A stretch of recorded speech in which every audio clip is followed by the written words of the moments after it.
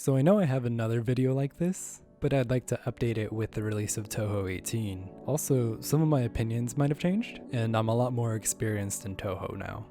Also, I have quite a few new subscribers, so it's likely that they haven't seen my previous video on this subject. With that out of the way, I'd like to clarify what these tiers mean. So most useful means that these games will give you the most context in terms of Touhou culture, the memes, the music, as opposed to the easiest games, which might be the best for beginners. And there's no shame in starting with the easiest games. I mean, even though they're the easiest in the series, they're still hard.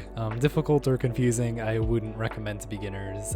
If you beat the first 6 games in this tier list, then this is the order I would suggest you play them next. The spin-off games are sometimes not even bullet hell games. For example, there's fighting games, and the bullet hell games have some weird mechanic that isn't very good for beginners either. And the ancient texts. This is Touhou 1 through 5. They're not really considered canon anymore, and they're really hard to play on modern computers because they are designed for the PC-98, which is a really old Japanese computer. The game I think every beginner should play is Touhou 6, Embodiment of Scarlet Devil. This is where the most popular characters come from. You have Remilia, Sakuya, Mei Ling. You'll see them in all of the memes. If you don't know, Sakuya is the character in Night of Nights. That's a remix of her stages theme. Some people might say beginners might not want to play it because you can't see where your hurt box is, or where if you get hit you'll die. But honestly, once you get good at Touhou, you don't really use that. So in my opinion, it's best to learn how to play Touhou without the hurt box.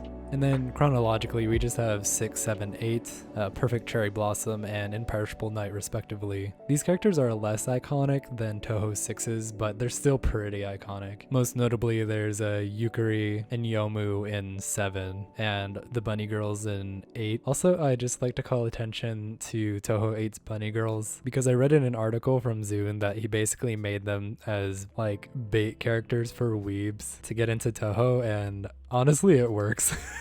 However, if you'd like to get into Touhou with the easiest games, which is understandable, then Touhou 18, which is the newest game in the series, gives you tons of creative ways to beat the game. Also, I mentioned this in my first playthrough of the game, but each time you play the game, you get different items, which is really creative, and I like the twist that it puts on every playthrough. This is opposed to every other game where you might beat it as a beginner and then just have to buy the next game if you want to keep going. But Touhou 18 keeps that fresh, and as a beginner you can keep playing it over and over again with the minimal amount of money. After that, strangely, I would suggest Touhou 10 Mountain of Faith. They changed the way some mechanics worked, specifically the bomb, which gives you invincibility, to where you get tons and tons of bombs for free, and overall the boss patterns aren't as hard as the other games. It also has Sanae and Kaneko, which are also iconic characters. This is still like in the beginning phases of Touhou. And the third and final game and easiest is Touhou 17, Wily Beast and Weakest Creature. It kind of has this variation of like a collection mechanic where you collect these beasts across the screen and they give you invincibility if you get hit,